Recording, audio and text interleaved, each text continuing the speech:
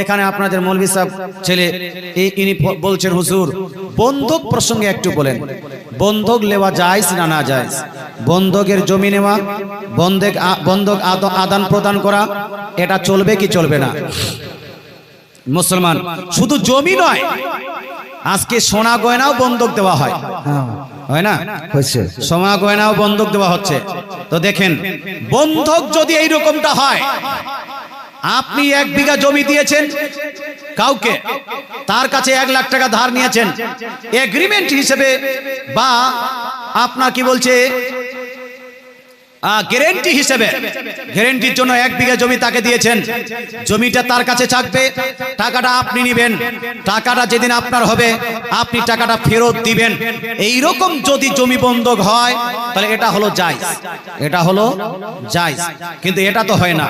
আমাদের দেশে যে জমিটা নিল, এই ব্যক্তি জমিটা নেওয়ার পরে এখন জমিটা চাষ করে কি করে না? যতদিন পর্যন্ত জমিটা থাকবে সেই জমিটাতে চাষ করতে থাকে। বন্ধকের জমি চাষ করা এটা হলো না জায়েজ। বন্ধকের জমি চাষ করে সেখান থেকে ফসল আবাদ করা এটা চলবে না।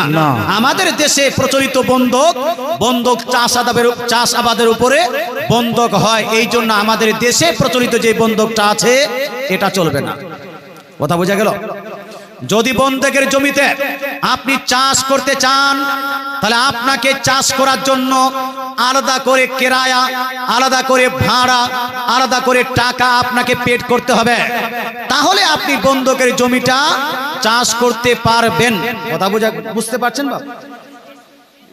জমি বন্ধক দিয়েছে 1 লাখ টাকা দিয়ে 1 বিঘা জমি যার কাছে আছে, ও যদি চাষ করতে চায় তাহলে ও বলবে যার কাছে জমিটা নিয়েছে যে ভাই আপনার তো 1 বিঘা জমি আমার কাছে বন্ধক আছে, আপনি তো চাষ করতে পারছেন না, আমি চাষ করতে চাই, সেটা আবাদ করতে চাই, তো কত টাকা দিতে হবে বলুন?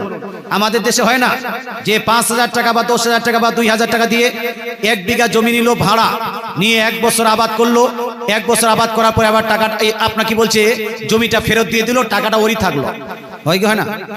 5,000 10,000 করে, এটাকে খাই খালাসি বলে। খাই খালাসি বলে না?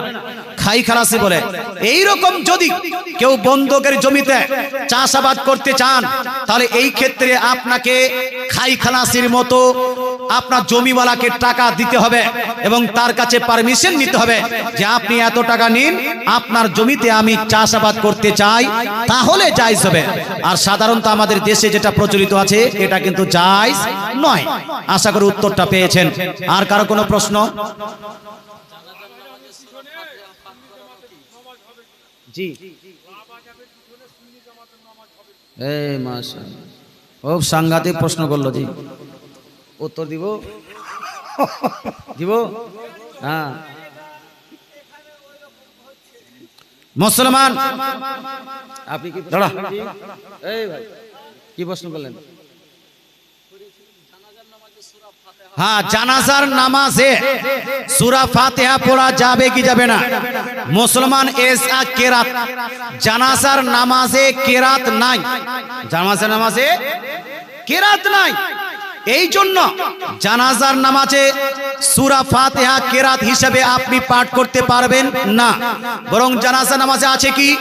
জানাজার নামাজে আছে আল্লাহর প্রশংসা, নবীজির প্রতি দরুদ, আর ও আপনার মাইয়েতের জন্য দোয়া। এই 3টা নিয়ে জানাজার নামাজ হয়। সুতরাং সানা পড়ুন, তারপরে দরুদ পড়ুন, তারপরে দোয়া করুন, এইটা নিয়মে আপনি জানাজার পড়ুন।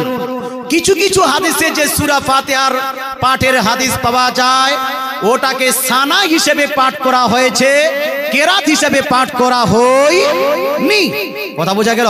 সানা হিসেবে পাঠ করা হয়েছে, কেরাত হিসেবে পাঠ করা হয়নি। এই জন্য আমাদের হানাফি সমাজের মধ্যে কোন মৌলভী সাহেব যখন জানাজা পড়ে, তো জানাজা পড়ানোর সময় সূরা ফাতিহা পাঠ করে না। আশা করি উত্তরটা পেয়ে গেছেন।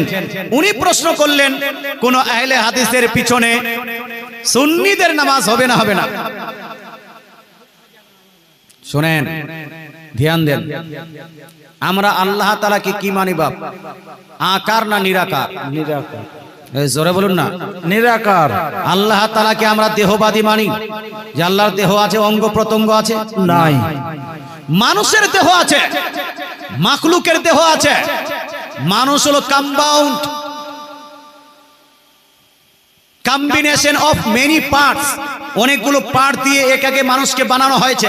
হাত আলাদা, পা আলাদা, চোখ আলাদা, মাথা আলাদা, এইরকম পার্ট একত্রিত করে মানুষের অস্তিত্ব, নাকি ভাই? হ্যাঁ। আল্লাহ তাআলাকে যদি কোনো ব্যক্তি দেহধারী বলে, আকার আকৃতি বিশিষ্ট বলে, মাখলুকাতের সঙ্গে সাদৃশ্য করে আল্লাহ তাআলাকে আকার বিশিষ্ট বলে, হাত পা সবই আছে এইরকম কথা বলে, তাহলে এর ঈমান থাকবে না, এর ঈমান চলে যাবে। কথা বোঝা গেল?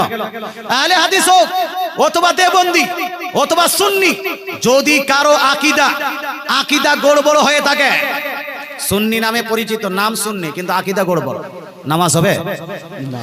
নামাজ ঠিক হওয়ার জন্য দুইটা জিনিস লাগবে, আকীদাও ঠিক লাগবে আর আমলও ঠিক লাগবে, আর 3 নাম্বার ইলমও ঠিক লাগবে। কি লাগবে? ইলম। আকীদা, আমল, ইলম। আকীদা মানে কোরআন হাদিস মোতাবেক তার আকীদা শুদ্ধ হতে হবে। কোরআনের খেলাফ যদি তার আকীদা হয়, কোরআন বলছে, আল্লাহ তাআলা কোরআন শরীফের মধ্যে সূরা আল ইমরান আয়াত নম্বর 44, সূরা হুদ আয়াত নম্বর 49, সূরা আপনার ইউসুফ আয়াত নম্বর 102 এর মধ্যে, সূরা জিন আয়াত নম্বর 26, 27 এর মধ্যে, সূরা নিসা আয়াত নম্বর 113 এর মধ্যে, সূরা আল ইমরান আয়াত নম্বর 179 এর মধ্যে আল্লাহ বলছেন, আমি নবীকে গায়বের জ্ঞান দিলাম। জোরে বলেন সুবহানাল্লাহ। সুবহানাল্লাহ। এতগুলো আয়াতে আল্লাহ তাআলা বলেছেন, আমি নবীকে গায়বের জ্ঞানী করেছি। এবার কোন ব্যক্তি যদি বলে নবী গায়ব জানতেন না, বলেন তো তার আকীদা ভুল না ঠিক? ভুল। কোরআনের বিপক্ষে যেহেতু তার আকীদা, এই জন্য তার আকীদা ঠিক না হওয়ার কারণে তার পিছনে নামাজ চলবে না। চলবে না। না। আল্লাহ তাআলা কোরআন শরীফের মধ্যে সূরা সূরা আয়াত নম্বর 11 এর মধ্যে ইরশাদ করেন, লাইসা কামিসলিহি শাই, আল্লাহর মতো কোনো জিনিস নাই, আল্লাহকে কারো সঙ্গে তুলনা করা যাবে না। এবার মাখলুকের সঙ্গে তুলনা করে কেউ যদি আল্লাহর জন্য আকার আকৃতি প্রমাণ করে, দেহ প্রমাণ করে, এর আকীদা যেহেতু কোরআন বিরোধী আকীদা, এই জন্য এর পিছনে নামাজ চলবে না। আল্লাহ বলছেন, আমার কাছে দোয়া করো, দোয়া করলে আমি তোমার দোয়াকে কবুল করব। এবার কোন ব্যক্তি যদি বলে দোয়া করে লাভ হবে না, দোয়া করে কে বড় লোক হয়েছে, দোয়া করলে বিদআত হবে, এই ব্যক্তিদের পিছনে আমাদের নামাজ চলবে না। চলবে না। না। মুসলমান, আমি আপনাকে শর্টকাট বুঝাতে চাইলাম, আকীদা ঠিক হতে হবে আর আমলও ঠিক হতে হবে। লেংটি মেরে কোন ইমাম যদি ফুটবল খেলে, ওই ইমামের পিছনে নামাজ হবে? হবে না। হ্যাঁ, হবে না। লেংটি মেরে নিয়েছে, ফুটবল খেলছে, হবে না। কেউ যদি সিনেমা দেখে ওপেন প্লেসে, পাবলিক প্লেসে, কোনো ব্যক্তি যদি সিনেমা দেখে, ওকে ইমাম বানানো যাবে না। কেন যাবে না? তার আমল ঠিক নাই, তার আমল ঠিক নাই। লেংটি মেরেছে, গুনাহ করেছে, আমল ঠিক নাই। আইপিএল আপনার ম্যাচ দেখছে, ওপেন জায়গায় আইপিএল ম্যাচ দেখছে, সবাই দেখছে, ওই ইমামের পিছনে নামাজ চলবে না। মেয়েদেরকে নিয়ে আড্ডা করলে ওই ইমামের পিছনে নামাজ চলবে না। প্রকাশ্যভাবে মিথ্যা বললে ওই ইমামের পিছনে নামাজ চলবে না। আপনার মন্টুর বহুর সঙ্গে রাত্রিবেলা কোল করছে, ধরা পড়েছে, মুসলমান, এই ইমামের পিছনে নামাজ চলবে না। এক কথায় আকীদাও ঠিক লাগবে, আমলও ঠিক লাগবে, আর ইলমও ঠিক লাগবে। আমিন। সব মাস্টার খারাপ নাকি? সব মাস্টার খারাপ? হ্যাঁ,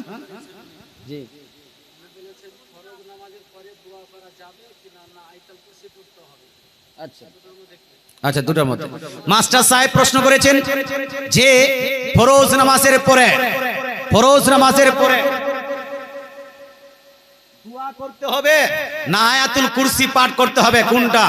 আমি এই কিতাবের মধ্যে ফরজ নামাজের পরে দোয়া প্রসঙ্গে প্রায় 35টি হাদিস নিয়ে এসেছি। জোরে বলেন সুবহানাল্লাহ। সুবহানাল্লাহ। ওইটা 35টি হাদিস, এই হাদিসের মধ্যে প্রমাণ করেছি ফরজ নামাজের পরে আপনি আয়াতুল কুরসি পাঠ করলে নেকি হবে। ইভেন হাদিসের মধ্যে আছে, কেউ যদি ফরজ নামাজের পরে আয়াতুল কুরসি পাঠ করে, তাহলে তার এবং জান্নাতে যাওয়ার মধ্যে মাঝখানে গ্যাপ হলো মৃত্যু, মৃত্যুবরণ করবে, জান্নাতে চলে যাবে। জোরে বলেন সুবহানাল্লাহ। সুবহানাল্লাহ। আয়াতুল কুরসি পাঠ করতে হবে, তারপরে সুবহানাল্লাহ সুবহানাল্লাহ এইরকম 33 বার পাঠ করতে হবে। আলহামদুলিল্লাহ আলহামদুলিল্লাহ 33 বার পাঠ করতে হবে। আল্লাহু আকবার আল্লাহু আকবার 33 বার পাঠ করতে হবে।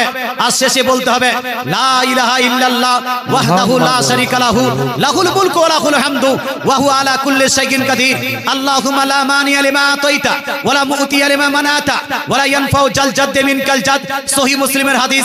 এই রকম করে 99 বার পড়ার পরে আর লাস্টে যদি এই দোয়াটা পাঠ করে, এর যদি সমুদ্রের ঝাঁকের মতো, সমুদ্রের ফেনার মতো এর যদি গুনাহ হয়, সেই গুনাহকেও আল্লাহ মাফ করে দিবেন। জোরে বলেন সুবহানাল্লাহ। আপনার নামাজের সময় জামাতের সহিত যখন পড়বেন, তখন আয়াতুল কুরসি পড়তে, এইগুলো দোয়া পড়তে অনেকক্ষণ হয়ে যাচ্ছে, তার মধ্যে মৌলভী সাহেব দোয়া লাগিয়ে দিচ্ছে, এই হাত তুলে দোয়া শুরু করে দিচ্ছে। কি করা যাবে? মুসলমান যতটুকু পারবেন পড়ে নেবেন। হ্যাঁ, পড়ে নেওয়ার পরে যখন দোয়া করবে, দোয়াতে শামিল হয়ে যাবেন। দোয়ার পরেও পড়া যাবে না? যাবে না? যাবে। হ্যাঁ, দোয়ার পরেও পড়া যাবে। আপনি যা ইচ্ছা করবেন, দোয়ার আগেও পড়া যাবে, দোয়ার পরেও পড়া যাবে।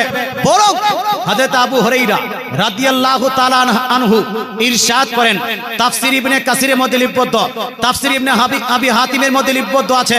তাছাড়া আহলে হাদিসদের বড় মুহাদ্দিস মুবারকপুরি আপনার তোহফাতুল আহওয়াজি জিল নাম্বার 2 পেজ নাম্বার 171 এর মধ্যে হাদিসটি এইভাবে লিপিবদ্ধ করেছেন, আন্না রাসূলুল্লাহ সাল্লাল্লাহু তাআলা আলাইহি ওয়াসাল্লাম রাফা ইয়াদাইহি বাদামা সাল্লামা।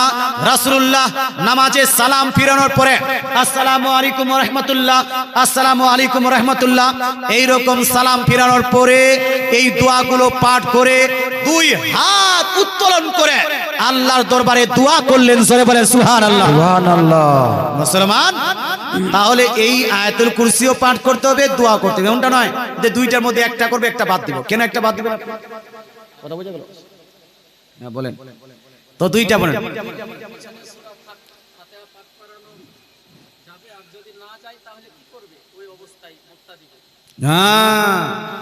এটা ইমামের পিছনে সূরা ফাতিহা পাঠ করা যাবে কি যাবে না? যদি পাঠ করা না যায়, তাহলে ইমাম এর পিছনে মুক্তাদিরা কি করবে? আচ্ছা, উত্তর দিব কি ভাই? দেন। দিব। শুনুন, এটা উত্তর আমি নয়, আজ থেকে প্রায় 1500 বছর পূর্বে আমার রাসূলুল্লাহ দিয়ে গেছেন। জোরে বলেন সুবহানাল্লাহ। সুবহানাল্লাহ। আমার এখানে প্রায় 25 খানা হাদিস আছে, 25 খানা। মুসলমান একটা হাদিস পড়ে দিচ্ছি, কি করবে? আমার নবীজি সাল্লাল্লাহু আলাইহি ওয়াসাল্লাম ইরশাদ করেন, হাদিসটি লিপিবদ্ধ আছে সুনান ইবনে মাজাহ জিল নাম্বার 1 পৃষ্ঠা নাম্বার 61 এর মধ্যে। সেম হাদিস 2 জায়গায়, এখানে 2 জায়গায় লিপিবদ্ধ আছে। তাছাড়া সেম হাদিস খানা সুনানে নাসাই জিল নাম্বার 1 পেজ নাম্বার 93 এর মধ্যে 2 জায়গায় লিপিবদ্ধ আছে। তাছাড়া হাদিসের কিছুটা অংশ সুনান আবু দাউদের মধ্যে লিপিবদ্ধ আছে। হাদিসের অংশটি আপনার সহিহ মুসলিম শরীফে লিপিবদ্ধ আছে। আর ইমাম মুসলিম হাদিসটি নকল করার পরে বলেন, এই হাদিসটা হলো সহিহ হাদিস। জোরে বলেন সুবহানাল্লাহ। সুবহানাল্লাহ। হাদিসটি হলো সহিহ হাদিস। কি হাদিস ভাই? ইমাম আর মুক্তাদি কে কি করবে বন্টন করে দিয়েছেন আমার রাসূলুল্লাহ। জোরে বলেন সুবহানাল্লাহ। সুবহানাল্লাহ। ইমাম আর মুক্তাদি কে কি কাজ করবে বন্টন করে দিয়েছেন আমার রাসূলুল্লাহ। কি বন্টন করেছেন? রাসূলুল্লাহ বলছেন, সহিহ হাদিস বাপ জাল সহিব বলে নিজেকে মূর্খ প্রমাণ কেউ করবেন না। মুসলমান সহিহ হাদিসে রাসূলুল্লাহ যেগুলো রেফারেন্স দিলাম, 5টা 6টা রেফারেন্স দিলাম, এই 6টা হাদিসের মধ্যে লিপিবদ্ধ আছে। রাসূলুল্লাহ বলেন, ইন্নামা জুইলাল ইমাম লিইউতাম্মা বি।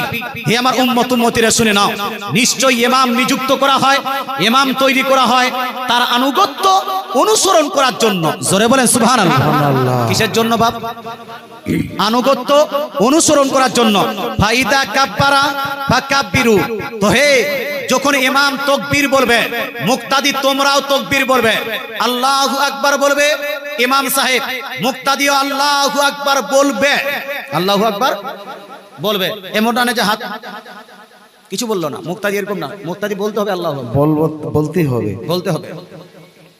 বলার পরে সানা পাঠ করবে ইমাম, মুক্তাদিও সানা পাঠ করবে। তারপরে রাসূলুল্লাহ বলছেন, ওয়া ইদা করাআ ফাআনসিতু। আর ইমাম যখনই সূরা পাঠ শুরু করবে, সূরা পাঠ করতে লাগবে, মুক্তাদি তোমরা আনসিতু নীরব থাকবে। জোরে বলেন সুবহানাল্লাহ। সুবহানাল্লাহ। মুক্তাদি কি করবে বাপ? নীরব। নীরব মানে কি? চুপচাপ। চুপচাপ মানে কি? পড়তে হবে, এটা পড়তে হবে, এটা নীরব হলো না। আমার রাসূলুল্লাহ বলছেন ওয়া ইদা করাআ ফাআনসিতু, আর ইমাম যখন সূরা পাঠ শুরু করলো তখন তোমরা নীরব থাকবে, চুপ করে থাকবে। কতক্ষণ পর্যন্ত? রাসূলুল্লাহ বলছেন সূরা পাঠ শুরু করলো, কোন সূরা পাঠ করবে শুরু? প্রথমে সূরা ফাতিহা। সূরা ফাতিহা শুরু করলো, আপনাকে নীরব থাকতে হবে। ওয়া ইদা ক্বালা গায়রিল মাগদুবি আলাইহিম ওয়ালাদ-দাল্লিন ফাকুলু আমিন, আর ইমাম পড়তে যখন গায়রিল মাগদুবি আলাইহিম ওয়ালাদ-দাল্লিন পাঠ করে নিবে, ফাকুলু আমিন, মুক্তাদি তোমরা আমিন বলবে। জোরে বলেন সুবহানাল্লাহ। সুবহানাল্লাহ। মুক্তাদি তোমরা কি বলবে? আমিন বলবে। এমনটা নয় যে জোরে না আস্তে, জোরে না আস্তে। কেউ বলছে জোরে, কেউ বলছে আস্তে।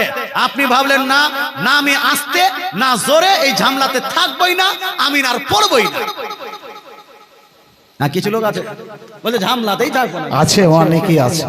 মুসলমান না না না, আপনি আমিন পড়বেন, কারণ রাসূলুল্লাহ বলেছেন বুখারী শরীফ হাদিস, ইদা ক্বালা গায়রিল মাগদুবি আলাইহিম ওয়ালাদ-দাল্লিন ফাকুলু আমিন, যখন ইমাম গায়রিল মাগদুবি আলাইহিম ওয়ালাদ-দাল্লিন পাঠ করবে তখন তোমরা আমিন বলবে।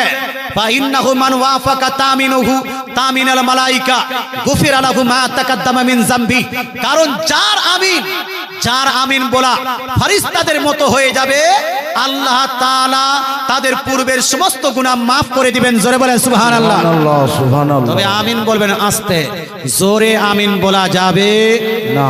জোরে নয়, আস্তে আমিন প্রসঙ্গে প্রায় 10 খান হাদিস এই কিতাবের মধ্যে আমি সনদ সহ আর উল্লেখ করে দিয়েছি। অতএব ভাই, বিস্তারিত আলোচনা করার জন্য বা বুঝার জন্য বইটা অবশ্যই নেন। দেশকে মিশনে গিয়ে আপনার ছেলে তাদের পাল্লায় পড়ে আমিন জোরে বলতে শুরু করেছে, ছেলেটার কাছে এইরকম একটা যদি বই থাকে, সে কোনোদিনে আস্তে থেকে জোরে আমিন বলতে শুরু করবে না। তাহলে আমরা মুক্তাদিরা যখন ইমাম সাহেব সূরা পাঠ করবে কি করব ভাই? কে চুপচাপ থাকতে বললেন? কে, মৌলভী সাহেব না রাসূলুল্লাহ? রাসূলুল্লাহ বলেছেন তো চুপচাপ থাকবেন না। হ্যাঁ আচ্ছা বলেন। ফজরের নামাজের সময় দেখা যাচ্ছে যে জামাত আরম্ভ হয়ে গেছে, অনুভব করছে যে আমি সুন্নাত পড়লে নামাজ জামাত পাবো না, ওই সুন্নাতটা কি করবে? আচ্ছা, ওই ক্ষেত্রে যদি কোনো ব্যক্তি মুসলমান সুন্নত ফজরের নামাজ, বিশেষ করে ফজরে, এটা অন্যান্য সুন্নত না, অন্য সুন্নত কেন, জোহরের সময় যদি আপনি যান আর জোহরের সময় জামাত কায়েম হয়ে যায়, সঙ্গে সঙ্গে জামাতে আপনাকে অংশগ্রহণ করে নিতে হবে। কিন্তু ফজরের সুন্নতের প্রসঙ্গে অনেক তাকিদ এসেছে, এই জন্য ফজরের প্রসঙ্গে আপনার ইমামগণ বলেছেন ফজরের আপনার তাকবীর হয়ে গেছে, এই সময় আপনি যদি মসজিদে যান আর অনুভব করেন যে আমি তাড়াতাড়ি করে সুন্নতটা পড়ে নিয়ে জামাতে অংশগ্রহণ করতে পারবো, তাহলে আপনি সুন্নতটা পড়ে নেবেন। আর যদি আপনার মনে হয় যে না আমার জামাতে অংশগ্রহণ করা সম্ভব হবে না, এই ক্ষেত্রে আপনি জামা সুন্নতটা বাদ দিবেন, জামাতে অংশগ্রহণ করবেন, জামাতটাই পড়বেন। মুসলমান সুন্নতের কাজা হয় না, সুন্নতের কাজা হয় না। এই ক্ষেত্রে উলামায়ে কেরাম বলেছেন এই সুন্নতটার আর কাজা করার প্রয়োজন নাই। কথা বোঝা গেল? কাজা করার প্রয়োজন নাই। তবে সুযোগ থাকা সত্ত্বেও যদি আপনি আপনার ফজরের সুন্নতটাকে কাজা করে দেন, তাহলে আপনি গুনাহগার হবেন। কি হবেন ভাই? গুনাহগার হবেন। আশা করি উত্তরটা পেয়ে গেছেন।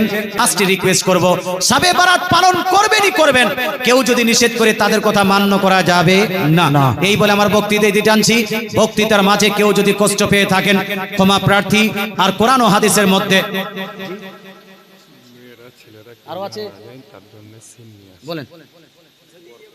আচ্ছা, না মানে ধরেন আমি ইমাম আছি মসজিদে, এবার আমাকেও মানছে না, তো ওই ব্যক্তির আমার পিছনে নামাজ হবে কি হবে না? দেখেন, আপনাকে মানছে না, ইমাম সাহেবকে যে মানছে না, কি হিসাবে মানছে না? যদি এই হিসাবে মানে না যে এক আলিমকে ভালো লাগে না, যদি এইরকম না মানে যে এ যোগ্য আলিম নয়, হ্যাঁ শুনেন না, শুনে আমি বলছি, হ্যাঁ আমাদের উত্তর বিস্তারিত আমরা দিই যেন চতুর্দিক থেকে ঘেরা হয়ে যায়। মুসলমান আকীদাগত দিক থেকে যদি ত্রুটি থাকে, ইলমগত দিক থেকে যদি ত্রুটি থাকে, কথা বুঝতে পারছেন, বিশ্বাসগত দিক থেকে যদি ত্রুটি থাকে, এই জন্য যদি ইমাম না মানে তাহলে ওই ইমামের পিছনে চলবে না নামাজ, তাকে আলাদা করে আলাদা ইমামের পিছনে নামাজ পড়তে হবে। কথা বোঝা গেল? হ্যাঁ, আকীদাগত দিক থেকে, আমলগত দিক থেকে কোনো যদি এমন ত্রুটি থাকে যেই ত্রুটির কারণে তার পিছনে নামাজ হয় না বা সে সুন্নিয়ত থেকে খারিজ হয়ে গেছে, তাহলে তার পিছনে তার নামাজ চলবে না।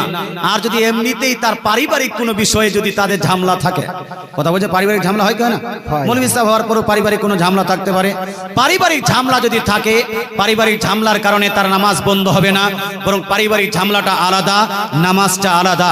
নামাজ তাকে ওই ইমামের পিছনে পড়তে হবে। নামাজ যদি তার পিছনে নামাজ পড়ে, নামাজটা হয়ে যাবে, নামাজটা হয়ে যাবে। আর আলিমের যদি সম্মান না করে তাহলে তার পিছনে নামাজ ওই ব্যক্তির হবে না, বরং সম্মান না করার কারণে তাকে তওবা ইস্তেগফার করতে হবে। আল্লাহ তাআলা বুঝার তৌফিক দান করুক, আমল করার তৌফিক দান করুক, বলেন আমিন। যাই হোক ভাই, এই বলে আমার বক্তৃতা দিতে টানছি। জি